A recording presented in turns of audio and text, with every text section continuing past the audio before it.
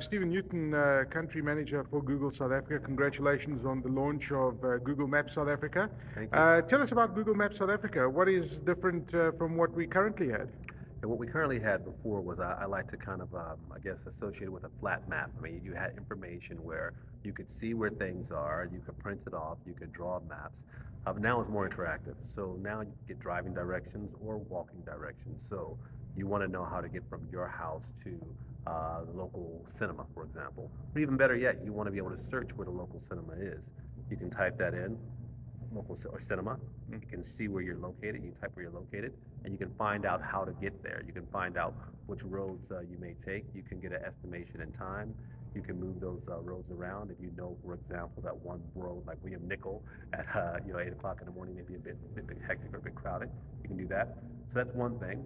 We also have launched the local business content, local business center, and what that allows businesses to do is to input their information into maps so that users can find their information. So, for example, if you're a pizzeria in Bryanston, like Cocacchio's, Yeah, Kokakio. Kokakio, thank you very much. You can put your information there, where you are, who you are, what your prices are if you like.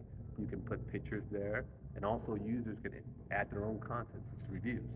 So, again, the idea is to have a platform that helps people, individuals, find things they're looking for, and helps the companies be in a position to be found by those individuals. And that information is inputted absolutely free, and any business can do that. It's completely free, and any business can do it, and we encourage all businesses to do it. I mean, again, if you think about traditional ways of directories, you're almost in a position where you were put into a category. So for example, in Yellow Pages, for example, you go to a pizza restaurant. But let's say online, someone types in pizza or Italian restaurant, whatever it may be. You want to make sure that if you offer that service, that you're there and you're found. As you said, it's free. It doesn't take very much time. It helps you with people who are local as well as international people. There are people who are planning their trips to South Africa for various reasons, even up to the World Cup. They may want to make plans before they come and visit organizations like yours and use services like yours. Yes.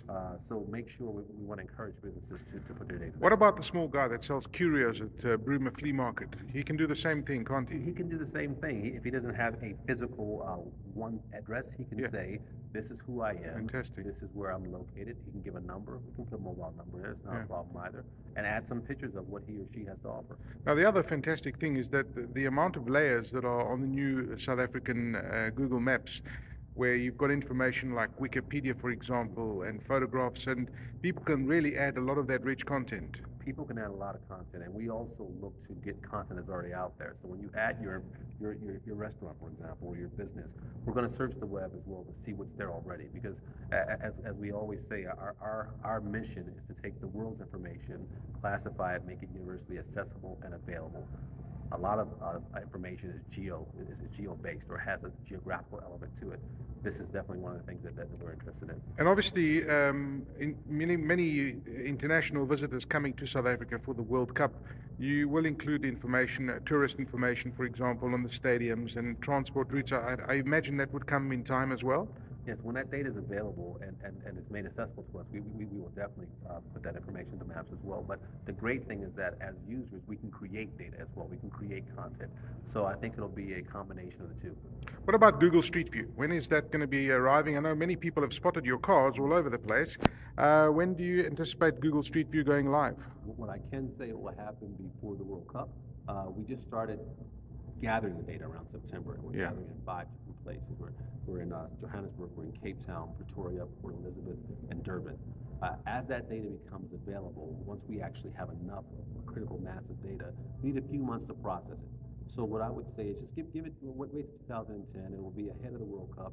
I can't give you an exact date, but I'll tell you it's worth waiting for. Are there plans to include things like traffic information, like you have in many American cities, for example? There are live traffic feeds, indicating obstructions along the way and that kind of thing. Are there plans to include that in South Africa as well, long term? I can't comment on that exactly, but what I can say is that, we try, if we have products in other places that make sense to bring them locally, we do our best to bring them locally. And, as I mentioned during the press release today, this is the platform that we're building upon. It's not yet finished, so there's a lot more to come. So how's your time been so far as head of Google in South Africa? How have you enjoyed you? What is it? 3 months already? 4 It's months? actually been a bit more. It's almost 5 months. 5 months. So Okay, I time started flies, in huh? June and began actually landing on ground in July.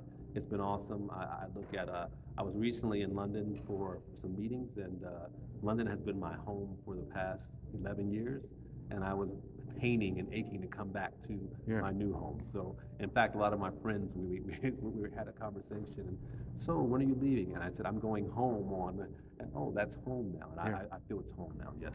How do the big guys at Google headquarters see South Africa as a country and Google as a business in South Africa? Because we're still quite a small market when you compare us to the rest of the world, but how are we perceived? Yeah, it's perceived as a very strong emerging market. You say it's a small market, but the potential, first of all, let's go big for a second. The continent of Africa is humongous. Yeah. Potential here in South Africa is humongous as well. So as you can see, launching products like Maps in Africa is a very big deal. Only one other country on the continent has had the local Maps launched.